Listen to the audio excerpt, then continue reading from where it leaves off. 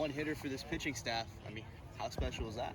Well, we needed that tonight. You know, it was kind of a night where, you know, runs were at a premium, and, you know, I thought their pitchers did a good job of being greedy, and, you know, but just very thankful our guys just kept scratching and found ways to keep putting one on the board, you know, through 4 innings, and just very proud of the pitching staff. I thought, you know, JB didn't have his most efficient night, you know, strike percentage-wise, but he battled through it and got us through 5, and then Wascom did a great job.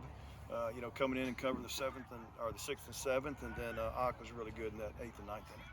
Is it just like any other day? You probably have more hits fall, probably have a couple balls go over the fence. Is that kind of how you felt about your lineup? Well, I mean, yeah, I think, you know, it's just the conditions are what they are. You know, you can't ever control that. Some days it's a hitter's park, some days it's a pitcher's park, and you know, you just got to go out there and play the game. And you know, every run is meaningful in days like this, and I thought we saw that tonight. To the weather, I know, you know, weather affects hitting for the most part, but how does it affect pitching? Does velo tick down some, spin, or things of that nature in the cold weather? Sure, it's just a little bit harder to be as limber and loose and feel on your hand with the ball, especially on spin sometimes. So, you know, never going to make excuses for the guys. You got to figure it out and go. But, you know, I remember being there too, and it does. It's just not easy. You just got to try to stay loose and stay warm in that dugout. And sometimes it's easier on the pitchers when, you know, when they are the ones out there, you know, moving around more. So, but you just got to handle the elements and go out there and play the game. I mean, you held this team to a one-hitter. I mean, you have to feel good about that as a coach, especially when your starter doesn't even have, as you said, the sharpest stuff. No doubt, yeah. I thought we were able to, you know, mix an off-speed in when we needed to, you know, keep them off the barrel. And, you know, again, I love efficiency. I love, you know, low pitch counts and high strike volume, but sometimes it's not that way, and you just got to figure out a way to stay in there. And I thought there were some big pitches and some big moments tonight that allowed us to keep them off the board. Josh Hawk said all you gave him was, all he had to give you was a nod before we went to the ninth. Oh yeah, he walked in. He was trying to find me. He was staring at me. I saw him. I said, I nodded. He nodded. So it was a no-brainer. When you got a doubleheader tomorrow, you got 18 innings to cover. You know, to be able to get through a game 1 win with just 3 guys, that's pretty important. So yeah, it was his all the way to finish. The lineup, you know, felt very patient out there, a lot more mature. Just kind of talk about how they've grown.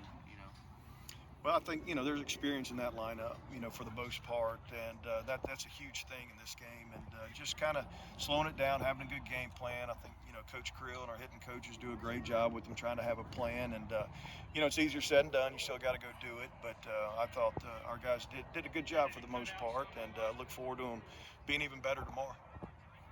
I mean, you know, just this pitching staff, for you guys to hold them one hit, what's that say about you guys? I'll hold it. I mean, it just kind of shows the mentality, I think, of our bullpen and our starting pitchers. I mean, JB went out there, threw incredible. He admitted it wasn't his most efficient day, but even on his somewhat down days, he still gives us that kind of performance. It's incredible. And then our bullpen has the same mindset out of the bullpen, just attack everyone that we're going after. And I think Micah did a really great job today, too. Talk about these freshman arms, I guess particularly Micah, but I mean, what's it been like to kind of watch them? I mean, it's a journey, but they're all grinding through it, and I think it's a good thing about their mentality. Coach Oz kind of instilled it in them right away, and you've seen it already. Micah and Camden, for example, I mean, they're fearless out there. They do what it takes, and it's helped us tremendously. You talked a little bit about what was working for you tonight. I mean, it's cold out there, but your fastball really running. I mean, just kind of going out there, feeling the crowd, feel the energy, and then just locking in with me and Lawson, just kind of eyes right towards the mitt and just try to put every pitch there. Is that a 4-seamer song? Yes, sir. You get the keys to, you know, obviously retire the last 6 outs. How did that kind of give you a boost as you entered the 9th inning? I mean, right when I finished that 8th inning, I looked at Oz, I shook my head up and down. He's like, go get him. And it's just amazing. He has that kind of confidence in me.